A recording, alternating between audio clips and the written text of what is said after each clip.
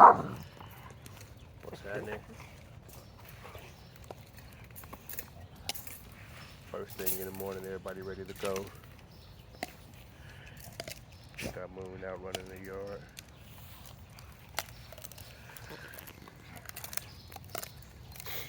Soma and Apollo expecting parents. Apollo is expecting mom. Gray, crazy as ever, wild as ever.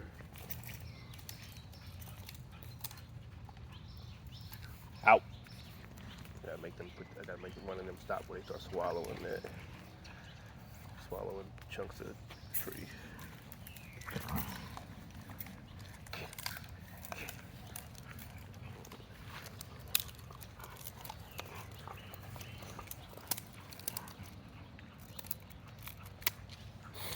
Y'all get a side by side of those two, so you can kind of get an idea of what the puppies might look like. So one thing that I do before I breed my dogs is I do genetic testing on my dogs. Um, and what that tells me, what that helps me do, is understand what to expect. Now, of course, I'm with these dogs every day, so I know what to expect as far as temperament goes. But as far as coat, size, um, things like color, some of those things, um, I have a good idea of what to expect. For example, both of these dogs carry two copies of the gene that creates a mask. Um, so I'm pretty sure that, you know, every dog aside from the black ones will show a mask, will have a visible mask. Now Soma technically does have a mask too, but he's a dark dog, so you don't really see it. But I genetic test them, even though I bred Soma. I bred Soma's mom. I bred Soma's mom's mom.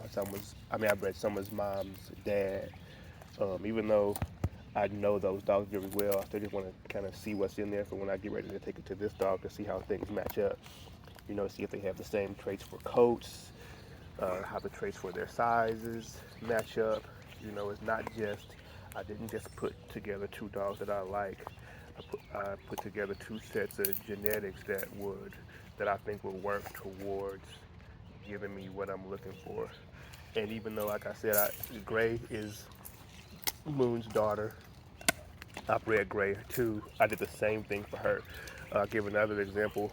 Soma has one copy of the trait that could cause um, bladder stones. He doesn't have bladder stones.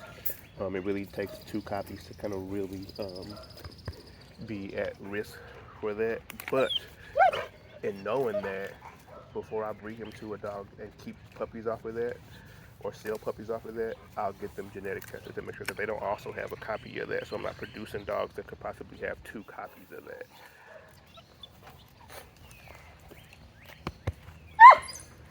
You know, so I'm excited to see what I get. But like I said, with doing genetic testing, I know what to expect from them. And even though I do a lot of stuff with my dogs. I do a lot of testing. I do the genetic testing. I do a lot of just other tests to make sure that they are what I think they are. Um, the Soma and Apollo puppies. I was talking to someone recently, and they offered me an amount of money for the Soma and Apollo puppies, and I just want to say, hey, the Soma and Apollo, it was a good amount of money. Um, but the Soma and Apollo puppies won't be expensive puppies because I'm not. This isn't a one-off breeding. This isn't a one-off breeding where I'm telling you these dogs are going to be this and this and that's. These dogs. This breeding is the start of a new breed. And in doing that, one thing that I understand and I'm okay with because I don't really breed dogs for money. I love it. It's a hobby. It's an art to me. Um, one thing that I understand is that I have to create breed community, right? It doesn't help me if I just breed these dogs and sell them to anybody or if I only sell them to one type of customer. I would love for these dogs to go to more, I love for these dogs to go to more families than working dog homes. Active homes, yes. Active families, yes. And I would love to get them into some hands of some working dog people, which that I will do. I have friends who are working dog people and who will work them and kind of like keep me. up to date on how that's going. But for the most part, I want these dogs to go to families. I'm from the era where the family had a family dog, and that family dog did it all for that family. Um, and that's what I want to produce: is dogs that can do it all for a family. They could guard, they could protect, they can hunt, and then they could be fun too. You can take them swimming, you can take them camping, you can take them on a road trip, and they're stable. They're not trying to run away, kill everything. They're not afraid. So in doing that, the puppies, they won't be expensive. Hey, at least these first, I would say this Soma and Apollo litter, the Soma and Gray litter probably won't be um, very expensive. It probably will be a little bit more than a Soma and Apollo litter, possibly if the Soma and Apollo puppies turn out great, which I do expect them to. Um, but yeah, these ones here, I would love for them to more so go to families, and you don't charge a family.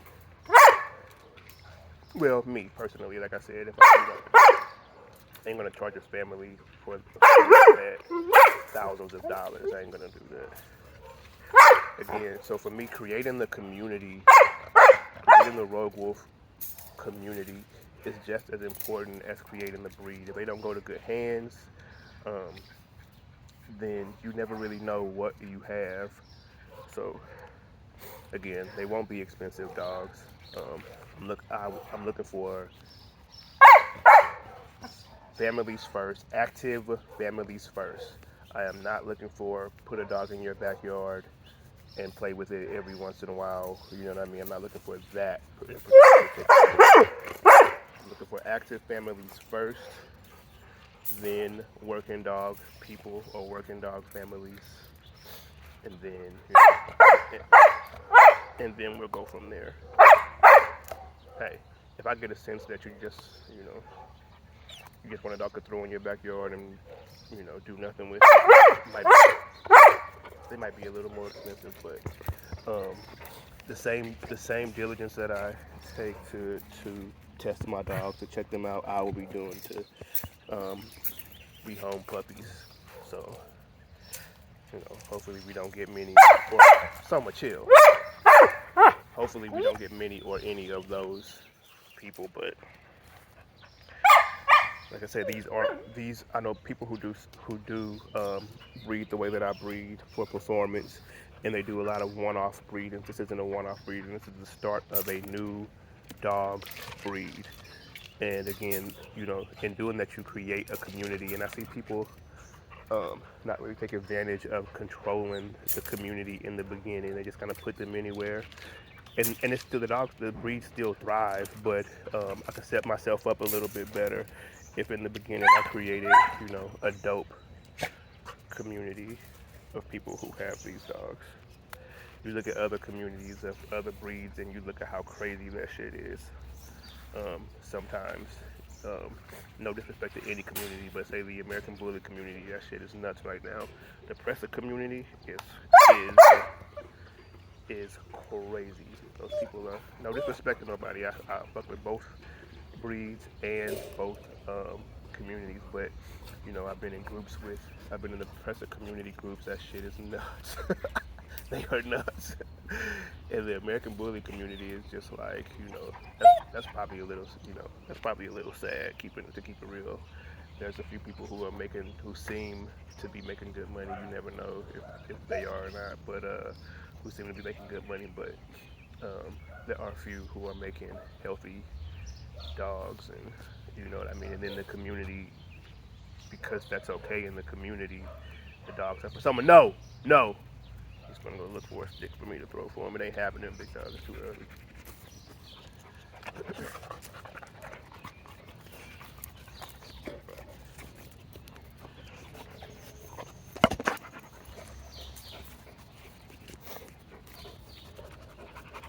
But yeah, I can kind of target things like how the ears will sit, um, coat length, things like that through genetic testing and understanding what I'm getting in the dog. Say for example, um, Soma has a copy of the gene that makes his ears stand up, and so does Gray. and breeding them too, even though neither of their ears do, I could still possibly get dogs whose ears do.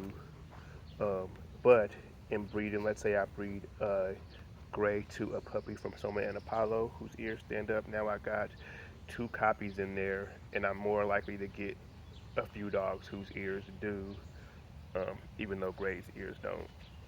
I'm expecting to get dogs whose ears do stand up from this pairing though too. Gray, what's wrong? What's going on? What's going on? But even just hanging out here with them, I get to do a lot of observing, a lot of testing.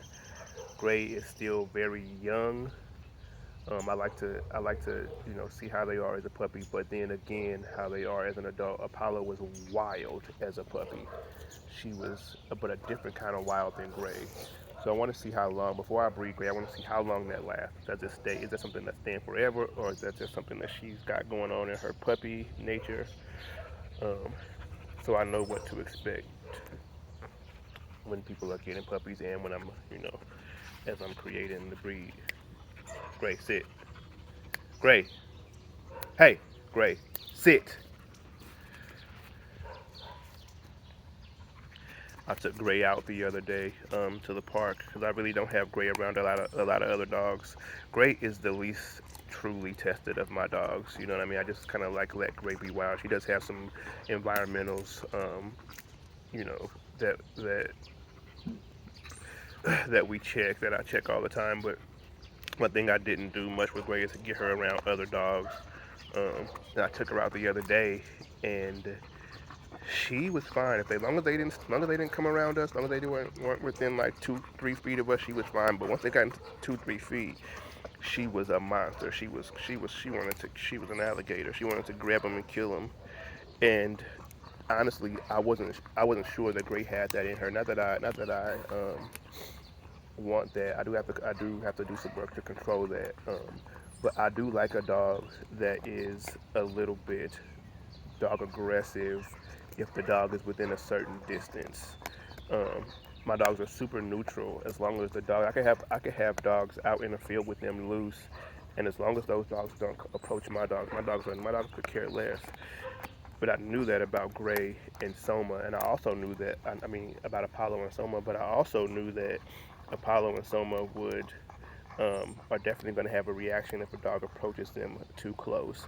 I wasn't sure about Gray as far as that went because on the leash on our walks, she just ignores everything. No dogs really get close to her. She's just super neutral.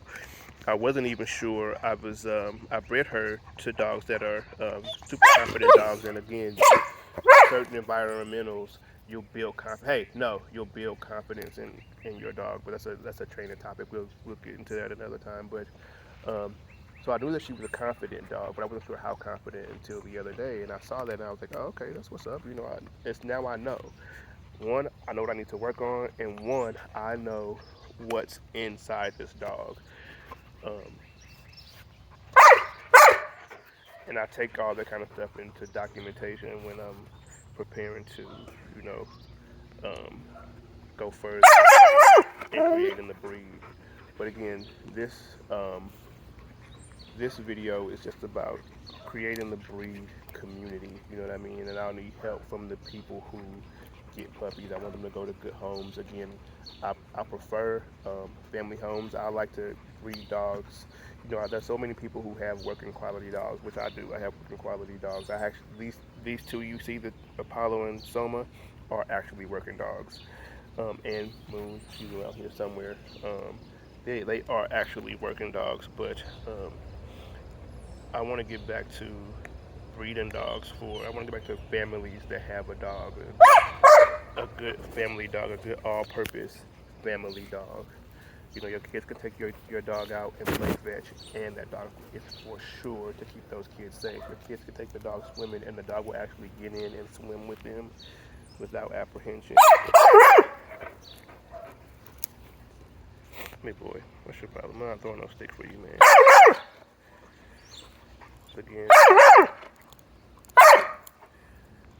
So again, the point is, for me, creating the breed community is just as important as creating the breed. Those two things go hand in hand.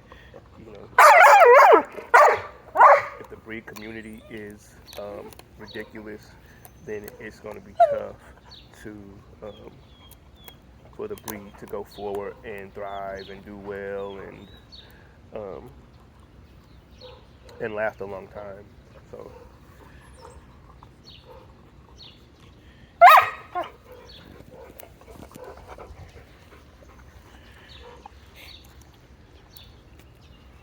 yeah, this is the introduction to the rogue wolf community, or a message to the rogue